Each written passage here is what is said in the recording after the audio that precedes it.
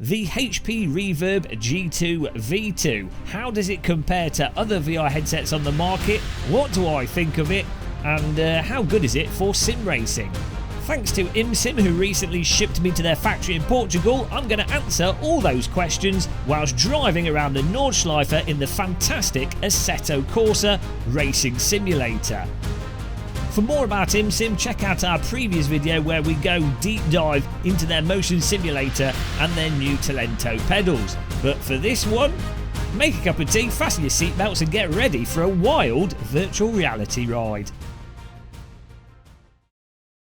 Okay, so on with the HP Reverb G2, and we're in the rig. Of course, we've picked the Lotus Type 49 in Assetto Corsa, the best sim for force feedback and motion and everything and tyres. You know, obviously, pure AC fanboy here. But we've gone for the Lotus Type 49 because it's an absolutely phenomenal vehicle.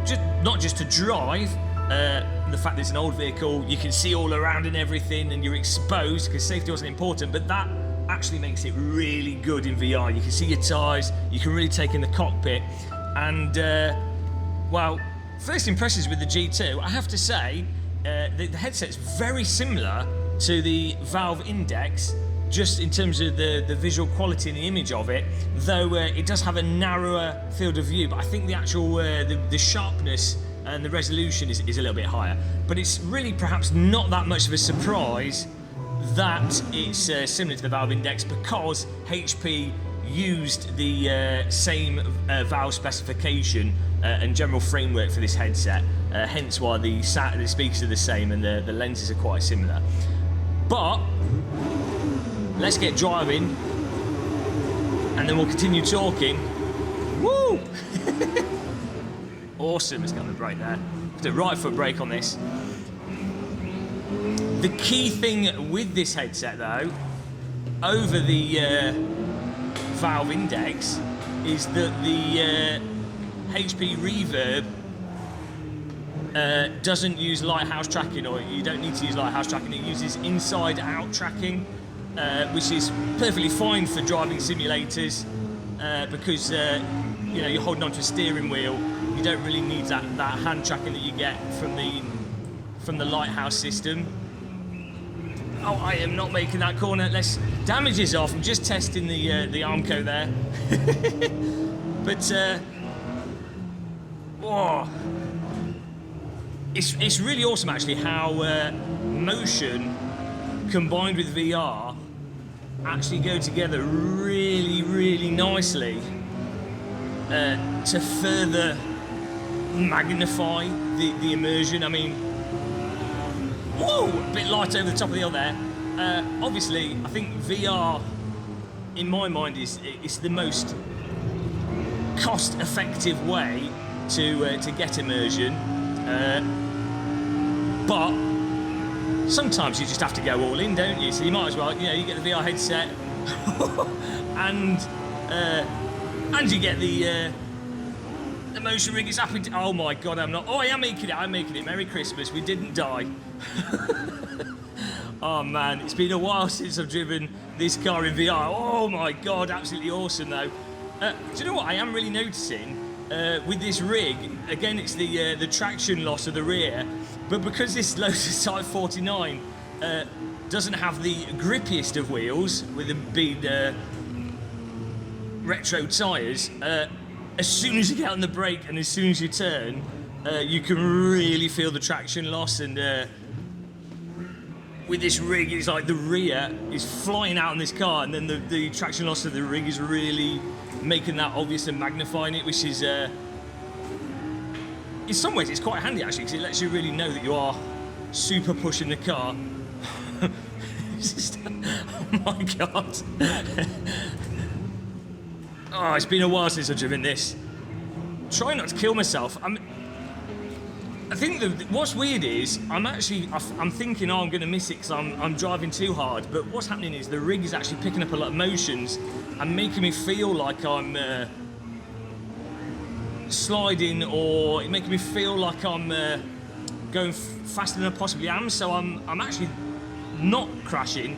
The rig's giving me more of a warning as to how fast we're going. and also the VR as well. The 3D I find in VR gives you a really good perception of perception of speed, and obviously the depth really helps you position the car. I mean, look at that view as we come through here. We can admire the trees, which I'm sure most drivers in this situation in real life would be admiring the trees rather than admiring the racetrack, trying not to kill themselves. Hot air balloon as well. So it's weird when you're driving VR. You notice like all these peripheral details that when you're on a 2D screen, you can kind of just ignore them, or you just don't pick them up so much because the field of view is normally a bit narrower. Even with triple screens, you kind of zone in more. Oh, not as likely to get distracted by what's going on around you. Maybe part of that's also the depth perception, the fact that you've got stuff close by, further away, and it's separated better with a 3D headset. Oh my god! I keep feeling like I'm gonna die, but we're not. It's all fine. Oh my. Okay, just testing the grass.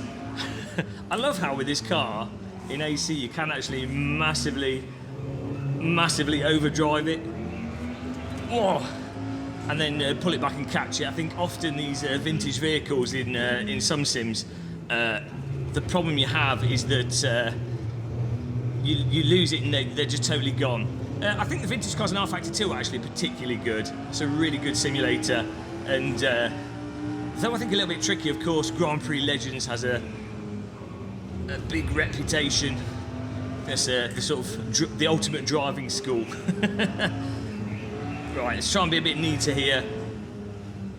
Really, we shouldn't be feeling too much slip. I think I'm auditioning for a vintage Lotus drift competition, which should be a thing for sure. Oh my god! Praise be the Simracing that they've got on this sim rig. It's the DD wheel is also massively bailing me out of my horrendous overdriving. Oh. Oh, so good. I think the really nice thing, and I find this especially with the Seto and with any force feedback wheel and motion rig, when they're set up well, I think what happens is initially you overdrive, you go a bit crazy, and you're making a bit of a dog's dinner of everything, but it's really satisfying to actually work on gradually toning things down.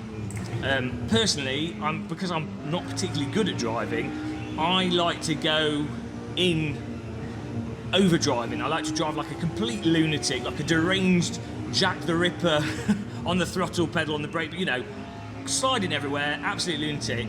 But then gradually dial it down and then chip away at the lap time and get faster by smoothing things out. And as I say, with a rig that's set up nicely, nice force feedback, nice motion, not too over the top, it's very, very satisfying going from that lunatic drive to the smooth drive. And I could just live on this rig for the next month. We'll just sit here driving around the Nordschleife until we'll be like one of those Buddhists that they find underground, all dried and shriveled up like a human prune. But I'll be in the sim rig, not eating, not drinking, just driving in VR non-stop. Oh my god, this car does not have that many gears. What am I doing? Or maybe it does. No, it doesn't. Absolutely caning it down here. So yeah, I guess you guys probably want some more actual points and facts with the headset. So as I say, with the HP Reverb G2, the most noticeable things, sharper than the Valve Index screen, but lower field of view. So there's a compromise there. If you wanted a sharper vision rather than a wider vision, I definitely find the Valve Index is more immersive. The screens on the HP Reverb G2 though, there seems to be less ghosting, less artifacting from the Fresnel lenses, so the lenses seem a bit better, again narrower field of view though. The head tracking is absolutely perfect. I think better than the Lighthouse tracking, because Lighthouse can bug out and glitch a little bit, especially if you're using motion rigs and things. It can just be a bit of a fiddle. The fact this is just all on the headset, you pop it on, it's a lot quicker to get going. So for driving sims, the tracking is better with this. The resolution is better, but it's a compromise to field of view, so that's going to be a subjective thing. But yeah, actually the comfort, it's not heated, got as warm actually in this lap that we've done that the Index does, so maybe this is a little bit cooler as a headset, but the Valve Index is very comfortable, so comfort is hard to really compare them. This might take the lead a tiny bit over the Valve Index. It feels like it might be a little bit lighter, but it's a close call. But yeah, I have to say, first impressions of the HP Reverb, really good headset for a lot of people. Also, price, it's a lot cheaper than a Valve Index. Again, no controllers needed, no Lighthouse. So for sim racers, this could actually be it could be one of the go-to headsets at this point in time, until we have the new headsets coming out on the market over the next few years.